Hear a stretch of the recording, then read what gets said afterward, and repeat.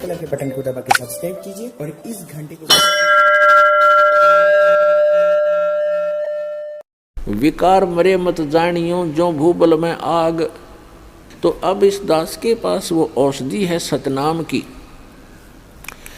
श्वास उश्वास के सिमरण है और ये सिमरण से ही आपका मन भी काबू होगा, आपके विकार भी नाश होंगे। जैसे प्रसंग चल रहा है, एक श्रृंगी ऋषि था, उसने ऐसी ये अमृत क्रिया सिद्ध करके और पूरे शरीर को साध लिया जैसा वो सोच रहे थे। और फिर क्या करता था, वो सारे दिन में एक वृक्ष की छाल पर एक बार दिन में जिह्वा लगाता था, ऐसे चाटता था, उसी से संतुष्ट हो जाता था, क्योंकि उसने अमृत क्रिया को सिद्ध कर रखा था। तो उसको इस बात का गर्व हो गया कि अब तूने अपनी इंद्रियों पर काबू पा लिया। वो ऋषि अयोध्या नगरी के पास बाहर बनी में, बाहर जंगल में, वन में, गांव से आधा किलोमीटर की दूरी पर रास्ते के साथ में बैठ गया, वृक्ष की तरफ मुंह करके, और सारा दिन में एक बार वृक्ष के छाल को जिह्वा से चाटे और बस ध्यान मगन रहे। कुछ ही दिनों में आने जाने वालों ने देखा कि एक महापुरुष बैठे हैं, ना खाते हैं, ना पीते हैं, ना सोते हैं और ना उठते हैं। आसपास पूरी नगरी अयोध्या के लिए एक बहुत बड़े जो है अचंभे की बात थी। नगर के लोग देखने जाने लगे, सारा दिन बैठे रहते थे, सारी रात बैठे रहते थे। जब उनको पक्का यकीन हो गया कि सचमुच महापुरुष के ये तो भगवान से मिल चुका है, सारे नगर में तहलका मच गया। राजा दशरथ तक बात गई। राजा भी स्वयं वहाँ पर गए अपने परिवार समेत संत के दर्शनार्थ, लेकिन संत मस्त हैं, ना किसी से बोलते हैं और न ही दिन रात में कहीं उठते और बैठते हैं, ना जाते हैं, ना कुछ पीते हैं, ना खाते हैं। उनके साथ उनकी बेटी भी गई, राजा दशरथ की। श्री रामचंद्र जी और अन्य का जन्म तो बहुत बाद में हुआ है। उसमें उनकी एक पुत्री थी। अब राजा की लड़की प्रतिदिन अपनी नौकरानियों के साथ वहाँ जाने लगी।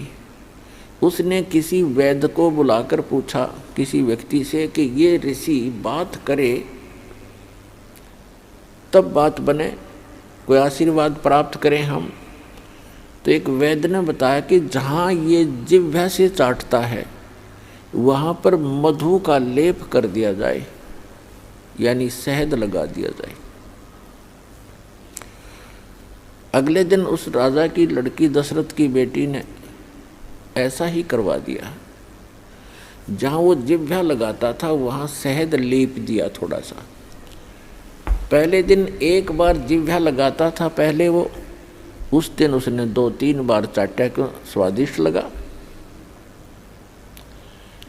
अगले दिन तो कुछ ज़्यादा लगा दिया तो और ज़्यादा चाटा। धीरे धीरे उसका जो है भूख जागृत होगी। फिर उसको खीर ख्यार खिलाने लग गए। कुछ दिन के बाद वो हलवा पूरी खाने लग गया। अपने पिता की आज्ञा लेकर लड़की ने कहा कि ऐसे महापुरुष को पिताजी घर ले चलते हैं। राजा दशरथ ने उनको गुरु धारण कर लिया। श्रृंगी ऋषि युवा थे, अपने घर पर रख लिए और उन्हीं की देख रेख में, उन्हीं की आज्ञा से पुत्र प्राप्ति के लिए एक अनुष्ठान की तैयारी की और उससे पहले वही श्रृंगी ऋषि दशरथ की पुत्री बेटी को लेकर चंपत हो गया। तो पुण्यात्माओं, परमात्मा कहते हैं मन के मते न चालियो, ये मन है पक्का दूत, और ले डोबे दरिया में जा हाथ से छूट। विकार मरे मत जानियो, जो भूबल में आग। जैसे ये साधु संत ऋषि वेदों और गीता के अनुसार साधना करके इनको ये भ्रम हो गया था कि हमने विकारों का नाश कर लिया। तो परमात्मा कहते हैं विकार मरे मत जानियो, जैसे अग्नि का अंगारा राख में दबा रखा हो, ऊपर से राख भी ठंडी हो जाती है, ऐसा लगता है जैसे आग खत्म होगी, लेकिन कहते हैं वो राख हटाओगे ना जो उस अंगारे के ऊपर से, वह पहले से ज़्यादा धधकती दिखाई देगी आपको। तो यहाँ परमात्मा कहते हैं विकार मरे मत जानियो, जो भूबल में आगे। अब ये विकार मरेंगे कैसे?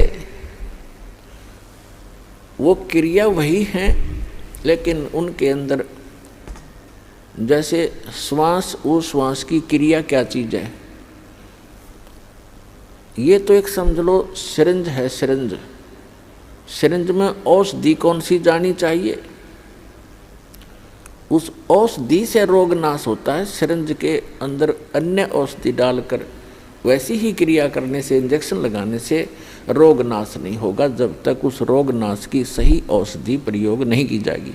तो अब इस दास के पास वो औषधि है सतनाम की, श्वास उश्वास के सिमरण है, और ये सिमरण से ही आपका मन भी काबू होगा, आपके विकार भी नाश होंगे। परमात्मा कहते हैं इस मानव शरीर के अंदर इतना जो है विकार ग्रस्त है, ये ऐसे ढंग से इसकी कंस्ट्रक्शन है, इसमें ये तो आशा करना ही नहीं कि ये पूर्ण रूप से स्वस्थ हो जाएगा और इसमें कोई विकार नहीं रहेगा। ये तो पैदा ही विकारों से हुआ है।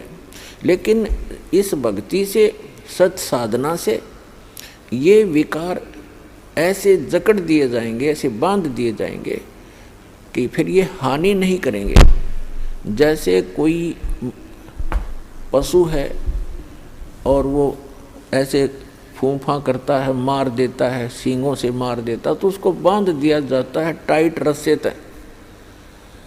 अब वो रस्से से इतना टाइट बांध दिया गया है कि वो हानि नहीं कर सकता, फूंफा कर सकता है, लेकिन उसकी सीमा बना दी। तो परमात्मा के इस भक्ति से, परमात्मा के इस ज्ञान से, सत साधना से इन विकारों को ऐसे बांध दिया जाएगा कि ये मन फूंफा करने की चेष्टा करेगा, लेकिन इस तत्व ज्ञान रूपी रस्सा इसको जकड़ देगा और ये भक्ति की कमाई इसको दबा देगी। जैसे कोई भी इंसान है, कोई रिश्वत लेता है, जिसमें उसको ये ज्ञान होगा कि ये रिश्वत तेरा दुश्मन है, ये तू विष खा रहा है, इस तत्व ज्ञान से पूर्ण रूप से विश्वास हो जाएगा, तो उसके बाद मन चाहेगा कि ऐसा ले लूँ, मोटी रकम मिल रही है, लेकिन आत्मा धिक्कारेगी, खबरदार इसका हाथ लगा दिया, तो ये फूंफा करके चुप हो जाएगा। इसी प्रकार वो और कोई दुराचार की वासना उत्पन्न होगी तो आत्मा इसको धिक्कार देगी, ये ज्ञान इसके आगे खड़ा हो जाएगा और इसका उस वहीं पर रुकावट हो जाएगी। तो इस प्रकार हम इन विकारों को भी रोकेंगे इस भक्ति और इस साधना और इस ज्ञान से, और हम अपना आत्म कल्याण भी आसानी से करवा पाएंगे।